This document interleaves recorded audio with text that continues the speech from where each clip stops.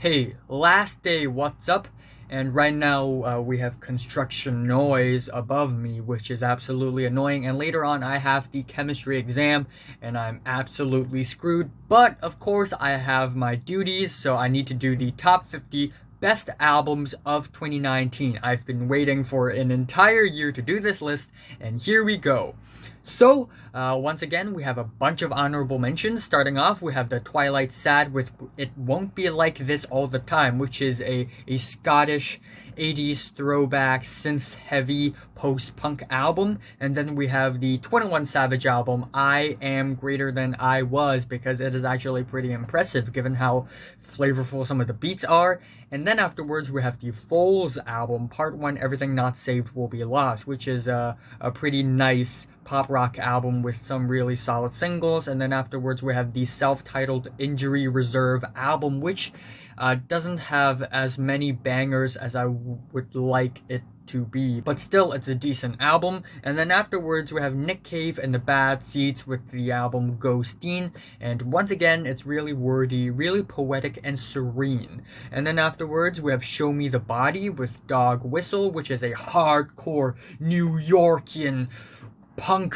rock album rager. And then afterwards we have the comeback album of the Black Keys, Let's Rock, which is pretty solid and impressive for a comeback album. And then afterwards we have Batushka. I'm talking about the true Batushka, the OG Batushka, with the leader Krzysztof Drabikovsky, and this album is Panihida, and I think it's a really solid, just orthodox black metal album. And then afterwards we have Lizzo with Cause I Love You, which is also really a nice, fun soul pop R&B album with some really nice singles. And then afterwards we have Waste of Space Orchestra with Syntheosis, which is a really atmospheric Viking tinged black metal album as well. And next, another mainstream album, and that is Ariana Grande with Thank You Next, which is actually a really solid album from front to back with a lot of good songs on it. And then afterwards the Dutch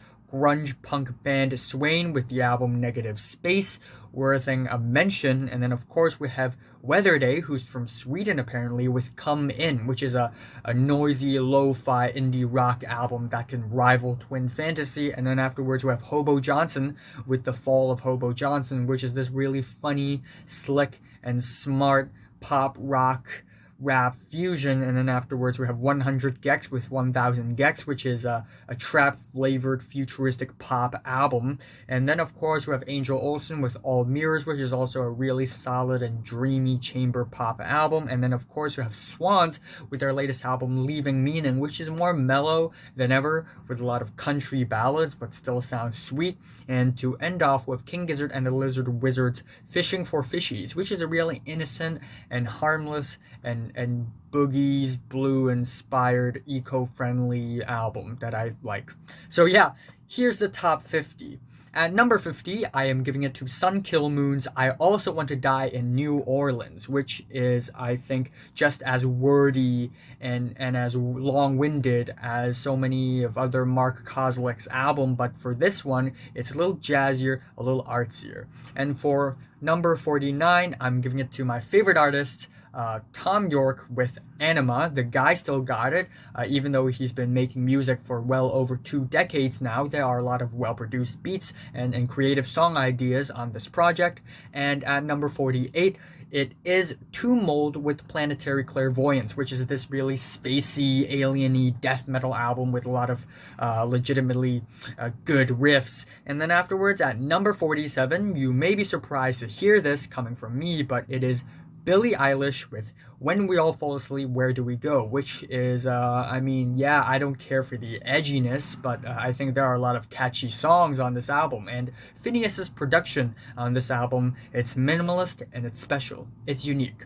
Anyway, at 46, we have JPEGMAFIA's latest album, All My Heroes Are Cornballs. And this album is just as experimental and glitchy and disjointed and loose as his last album, Veteran, except this album is a little more feminine, more dreamy, and more mellow, softer, and it still sounds pretty great. Afterwards, at number 45, Marquis Hill with Modern Flows Volume 2, which is one of the most solid modal jazz slash sometimes hip hop album of the year. And then at number 44, I'm giving it to Big Thief with UFOF, which is a really surreal, soft, spacey folk album that is really odd. Check it out. And at number 43, Billie Woods and Kenny Siegel with Hiding Places, with one of the most dreary and ominous experimental abstract rap album of the year. You can really feel yourself suffocating in a world of toxic waste while listening to this album. And at number 42, I'm giving it to James Blake with Assume Form. And this time, James Blake tries to be more mainstream and more accessible with some happier pop music, and it still works out for James Blake. I mean, James Blake is a really good songwriter, a lot of good songs on this album that warms my heart. And then at 41, I'm giving it to the drone metal band Sun with the album Pyroclast, which I think offers a lot of interesting sonic palettes and a lot of unique guitar tones. And then at number 40, I'm giving it to the self-titled Malibu Ken album that is released earlier this year. And this is a really creative experimental rap album. Of course, you have Aesop Rock's rap verses, which are amazing. His flows are stunning. And then we got the synth beats, which are really weird and sort of plasticky, and I just really love the texture of that. And at 39, Denzel Curry is back with a smaller album, and that is Zoo. And while this is a smaller album, there are still a lot of good singles on it. We have Ricky, the title track is good, and of course we have Wish, which is catchy AF. And then we have our number 38 spot, and I will also give it to Big Thief for Two Hands, which is their second album released in 2019. And instead of making some surreal alien folk, now they sort of go back to their indie folk rock roots, and they actually come out with some really solid and gorgeous and emotional ballads. Anyways, at number 37, I'm giving it to the Australian band Tropical Fuckstorm with the album Braindrops. If you like your art punk music dystopian and dreary, sounding like a wasteland that is stinky and smelly, listen to this album, because this album sounds dreadful AF. And at 36, I'm giving it to Flume with his latest album, Hi, This Is Flume mixtape. Yes, it is a mixtape. And Flume sort of experiments a little more here with more bouncy beats and instrumentals, collaborating with Slow Tie and JPEGMAFIA as well, and the tracks are amazing. Anyways, next up at number 35, it is Alex Cameron with Miami Memory, which I think is another really solid, sweet, melodic, catchy Alex Cameron project. Except this time it's not as serious as his last. It's not as comedic as his last album, more serious and more sex-tinged for some reason. And then at number 34, I'm giving it to the art pop singer-songwriter Caroline Polachek with Pang. And yeah, this is a really mellow art pop album, but still there are a lot of good singles here that are catchy sometimes, but also sometimes angelic and heavenly. And at 33, I am placing Kieran J. Callanan's Return to Center, which is an album full of covers, but all of these covers are inventive, smart, intelligent, and funnily written and full of personality. I just kind of like it.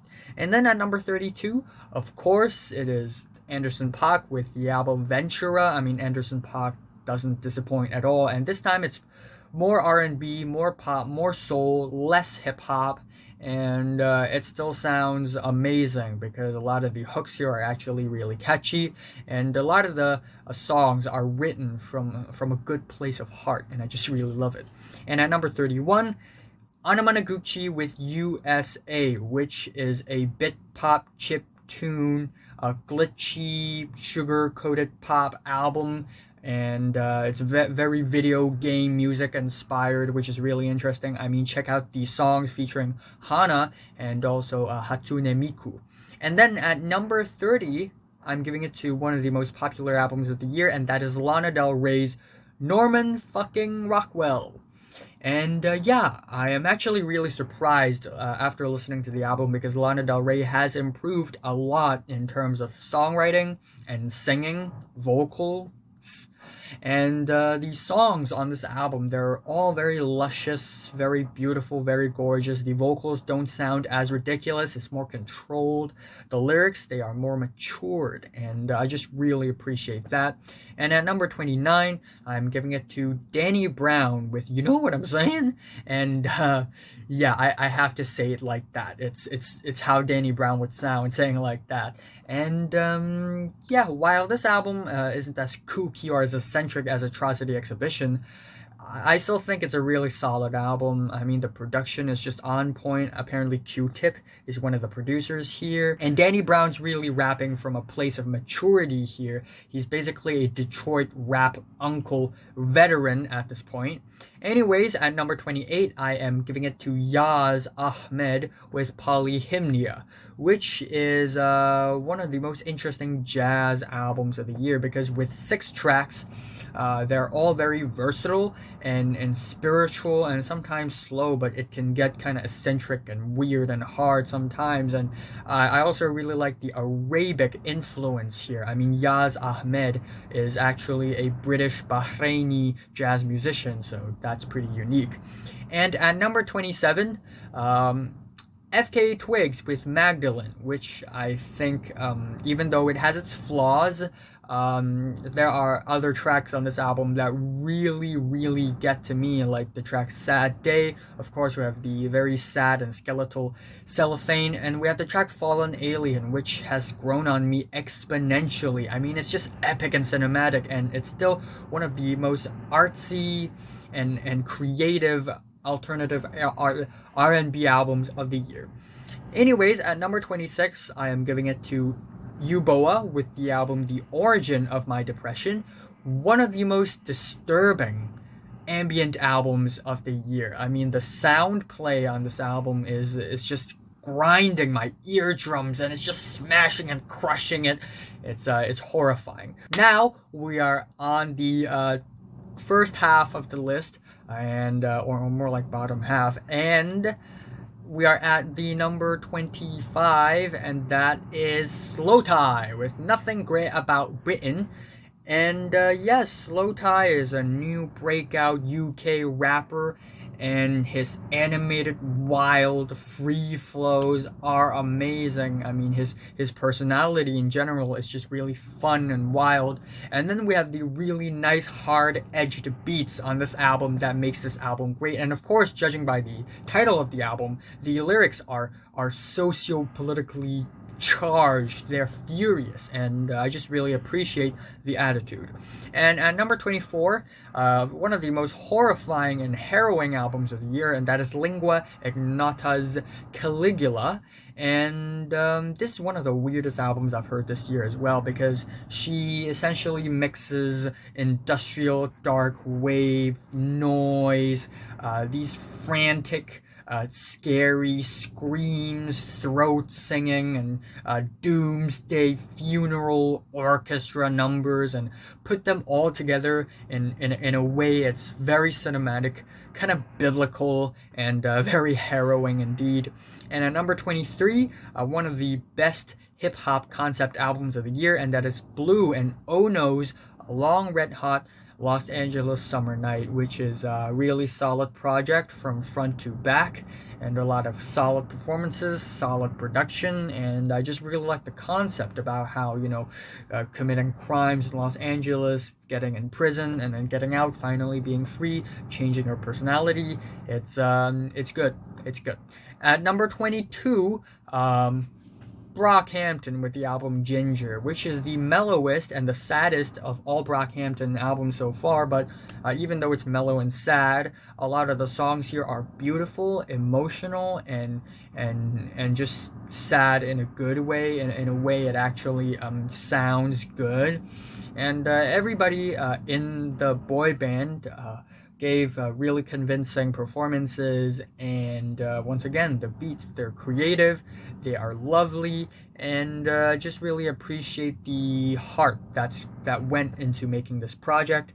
And at number 21, it is Chris with Guns, which is one of the most eccentric, kooky, weird rap albums of the year. I mean, Chris has been dropping really, really good rap albums lately. Last year with the collab with Jean Grey, and then last year with I Love Myself, I Mess With Myself's album.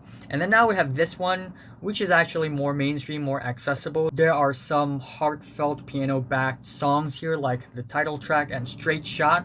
Also one of my favorite Chris songs, and it features James Acaster for some reason, which is really funny, but the song Obamacare is more eccentric and kooky, and I just really love the personality of this album, really.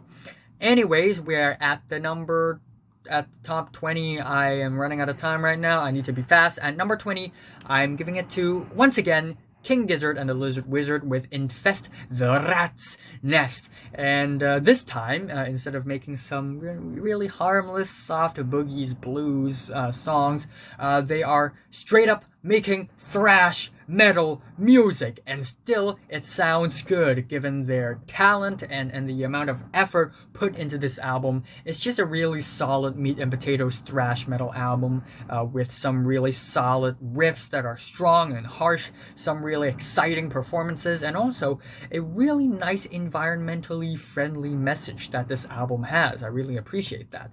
Afterwards, at number 19, Comet is coming with Trust in the Life Force of the Deep Mystery.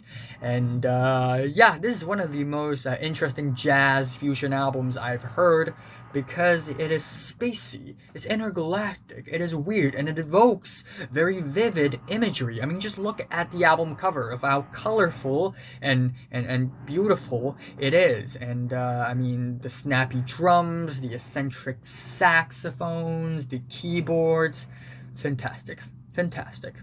Anyways, at number 18, I'm giving it to the self-titled High Woman album, The High Woman, and essentially we have a country singer-songwriter quartet on this album, coming out with a lot of solid country songs that are emotional, that feels deep and powerful, but also songs that are fun and witty and cheeky and energetic and exciting, and just a lot of innovation on a country album. I mean, we have a lesbian love song in a country album, and that is already pretty unique in its own.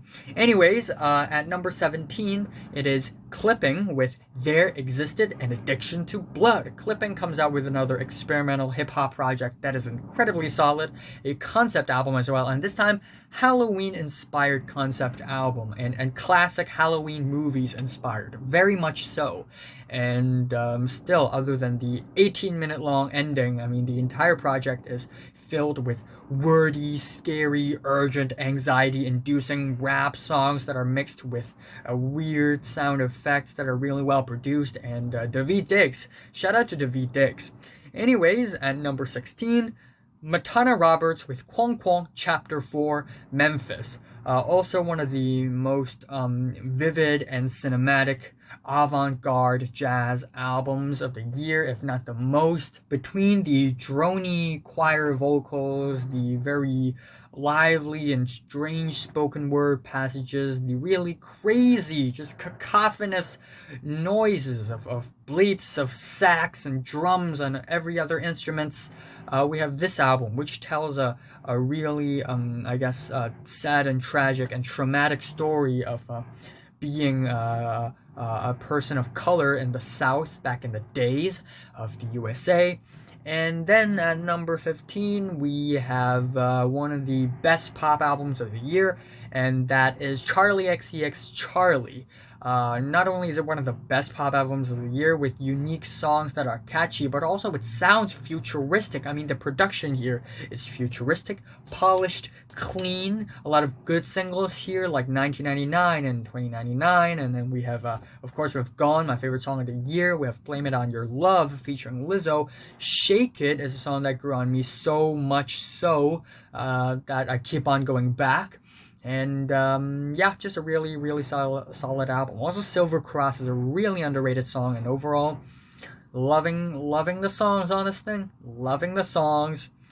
Anyways, at number 14, super underrated album. I really, really love this album. That is Ana Frango Elétrico, all the way from Brazil. And this album is Little Electric Chicken Heart. And yeah, this is some, I guess, art, rock, indie, folk, Latin flavored pop music fusion. And the songs here, they are very sweet, relaxing, and sometimes even cheeky, and very lovely indeed. There's just a really gorgeous, luscious, summery vibe to a lot of the songs here. And yeah, just a really solid album that I keep on going back to. And then at number 13, it is the self-titled Purple Mountains album. Rest in peace, David Berman. And yeah, this is one of the saddest and I guess the most tragic folk albums of the year, given what happened after the release of this album. And in the context of what happened afterwards, I mean, the songs on this album, they just carry so much more weight. And they're already sad to begin with tracks like All My Happiness Is Gone and Darkness and Cold, and my favorite song, Margaritas at the Mall.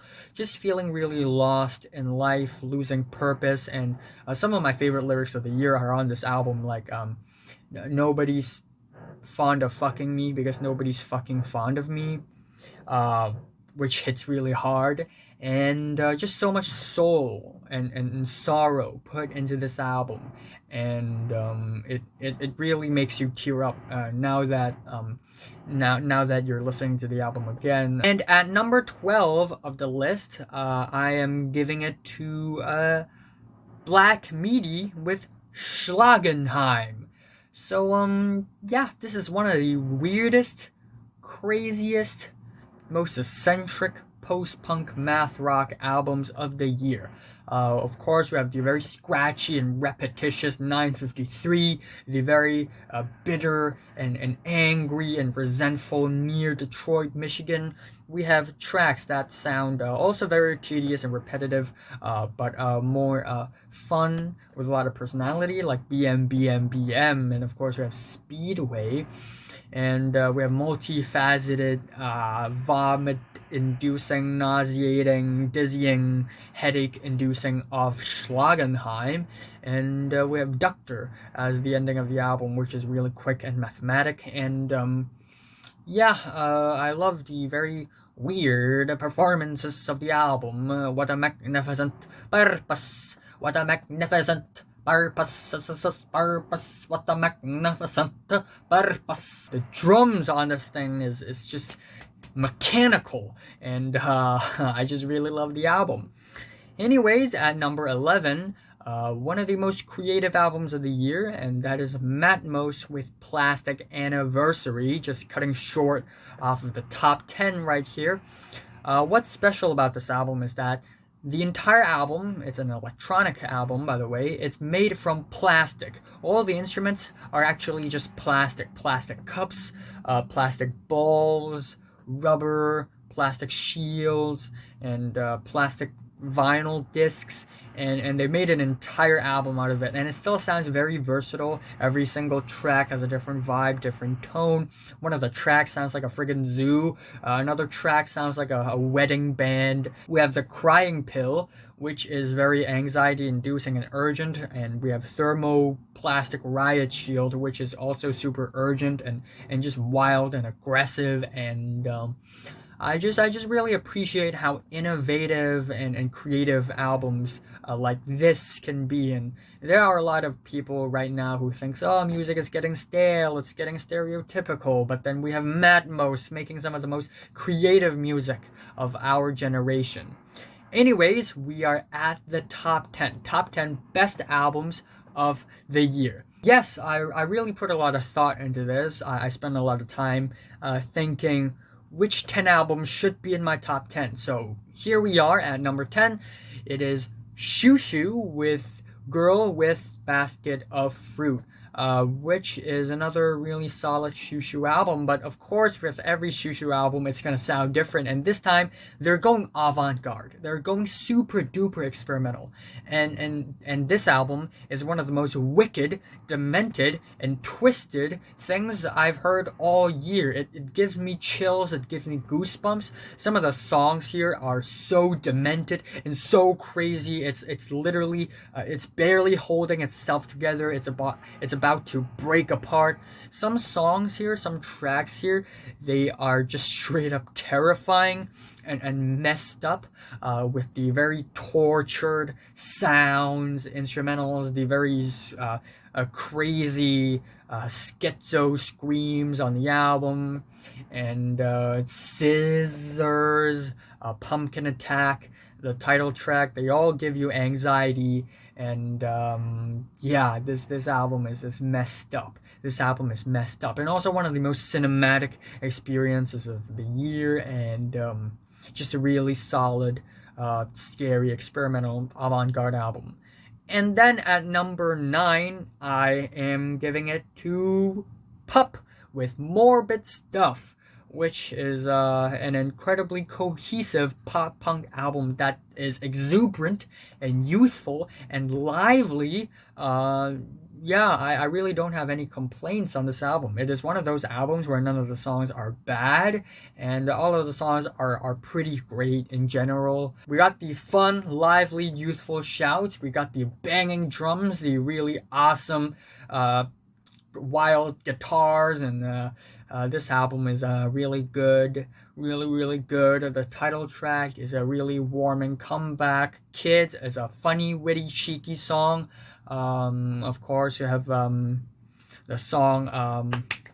I suddenly forgot about the song's name. I'm a genius, but that song, Free at Last. Free at Last is a total blast.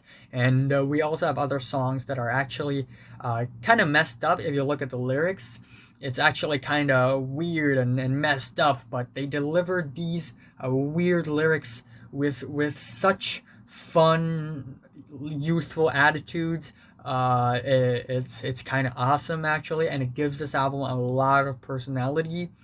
Anyways, at number 8, one of the most underrated albums of the year, in my opinion, as well, and that is Lightning Bolt with Sonic Citadel. And this is one of the few albums that I keep going back to. I keep going back to this album.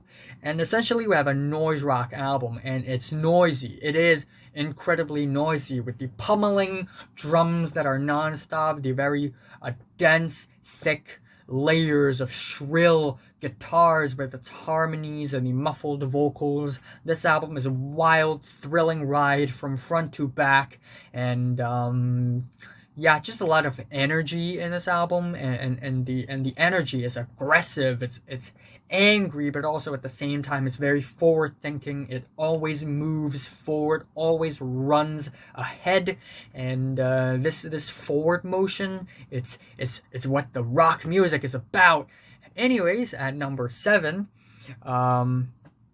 Freddie Gibbs and Madlib with Bandana, which is Freddie Gibbs and Madlib's second collaboration album, just as solid as the first one, except this time it's more mellow, more dreamy. 2019 is the year of the mellow, am I right? And so we have this album that is a little more mellow, more dreamy, but still very, very solid. The production here, they are skillful production with tasteful samples, really well laced all over the tracks. And then we have Freddie Gibbs' really just thug performances. And then we have the features on this album, which I think are fantastic. All the way from Mos Def to Anderson .Paak and Giannis to Pusha T and Palm Olive delivering one of the best verses of the year. And Pusha T is badass. Crime Pays, freestyle shit, and again, Giannis, Palm Olive, Flat Tummy T, Fake Names, Cataracts, they're all great tracks. Anyways, at number 6, I am giving it to Wise Blood with Titanic Rising, a bit of a dreamy 70s throwback, serene art pop album that has some really, really gorgeous pianos, gorgeous strings, gorgeous vocals, gorgeous instrumentals. Everything about this album is just gorgeous. It's so beautiful. I mean, right off the bat, it is incredibly cinematic with the opener, and then we have some really nice, jaunty throwback songs that are reverby. It's like we're being put into a really dreamy, colorful space. I mean, just look at the album cover itself. Everyday Movies, Something to Believe, I think that's the title of the track, and the whole album is just this very beautiful, artsy, submersed in dreamy state of mind, state of trance kind of album that I really, really love.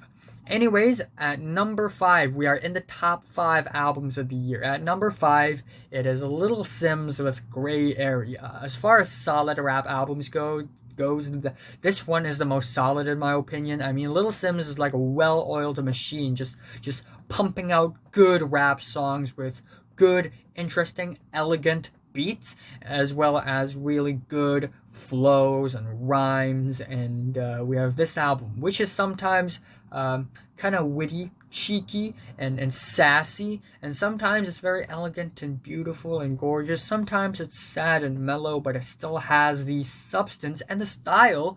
And Little Simz really shows versatility and uniquity on this album.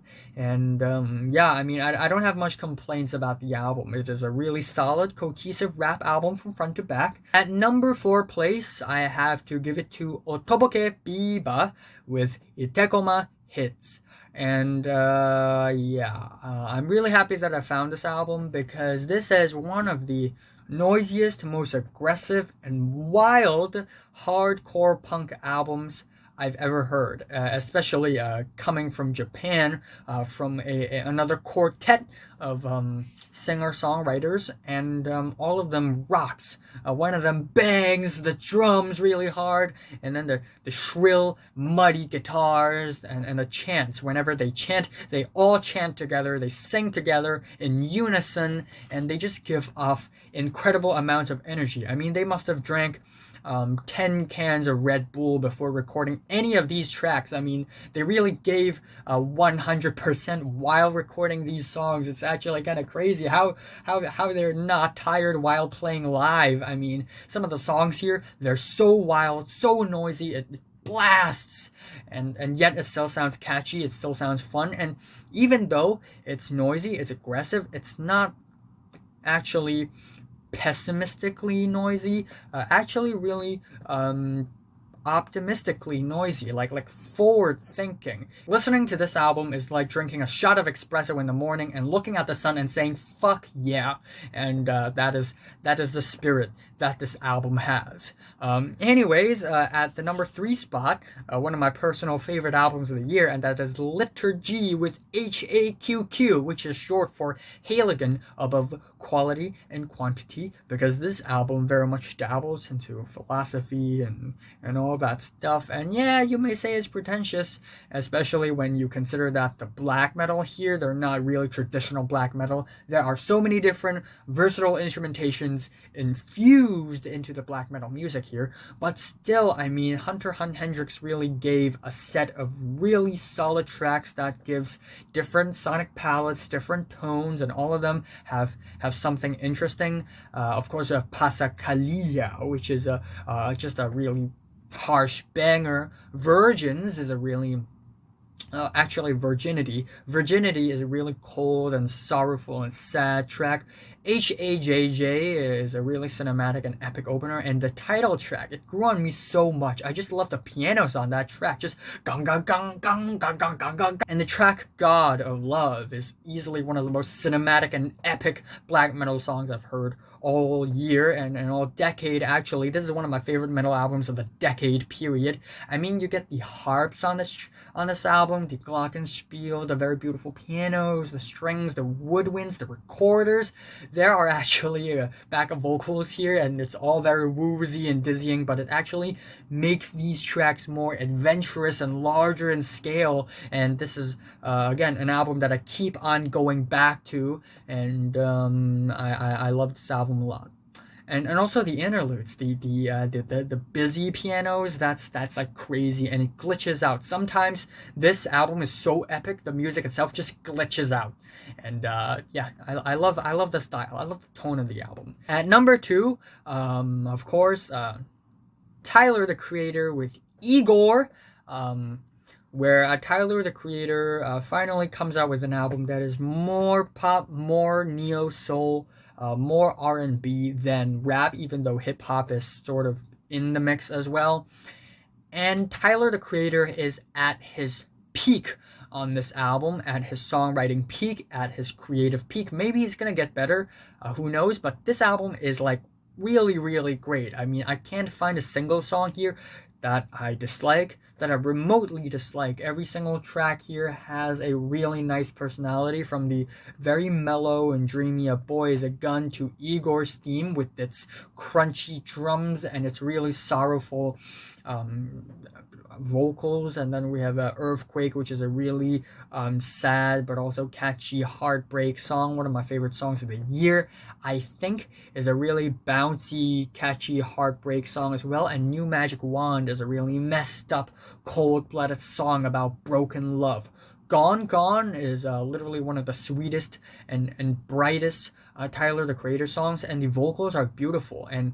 And then we have the ending of the album, which is straight up soul music, and it still sounds heartfelt and lovely. And given the pink album cover here, this album is really feminine, but this is the exact vibe that Tyler is shooting for when making this album, and this has to be one of the most creative, innovative, and most lovely, and also at the same time artsy, sort of hip-hop fusion albums of the year and of the decade. One of the best heartbreak albums as well.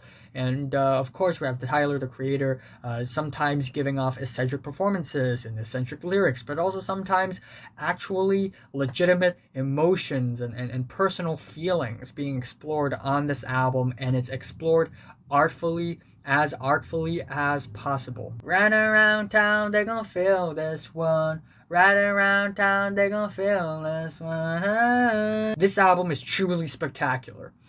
Anyways, yeah, we're at the number 1 spot. My number 1 favorite album of the year. What will it be? What will it be? This is a pretty special pick because, yes, while Igor might be the most, popular great album of the year, but I have to go with this one, which is my personal, very, very, very personal favorite. And Richard Dawson with 2020. Now that's better. Yeah, I'm running out of time right now, but Richard Dawson's 2020 is so good. Last time Richard Dawson came up with Peasant, and I was like, bro, this is one of the best medieval folk albums I've ever heard. And I put it really high on the list, and it's not really on anybody else's list. But now we have 2020, and it's not medieval tinged anymore. It's about the modern society. I mean, it's 2020. 2020 will happen 12 hours later in my time right now. So, this album, it's really relevant. But not only that, this album is still freak folk, but with more modern instrumentations, more modern sound effects, and more modern sound play, and more modern production on the album, and they're all really fitting, really great.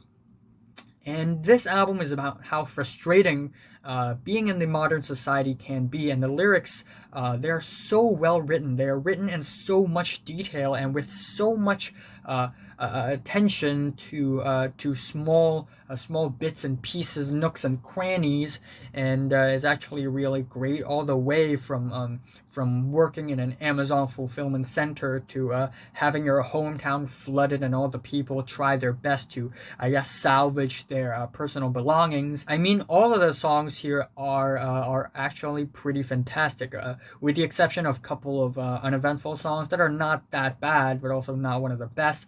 We have the tracks Black Triangle, which is about finding a UFO, and this track, it's really long, but it's multifaceted. We get parts where it's scratchy and weird with bloopy, bouncy percussion, and then we get loud, unapologetic parts. We get sad, frustrated verses, and that's all in one song. And then we have the Fulfillment Center track, which is 10 minutes long. song, but again, very multifaceted. I'm loving the instrumentations, and the vocals throughout the entire album, they're fantastic as well. Not only when Richard is in his lower register with a lot of personality, or when he's singing falsetto, which is actually really impressive, especially on the track The Queen's Head.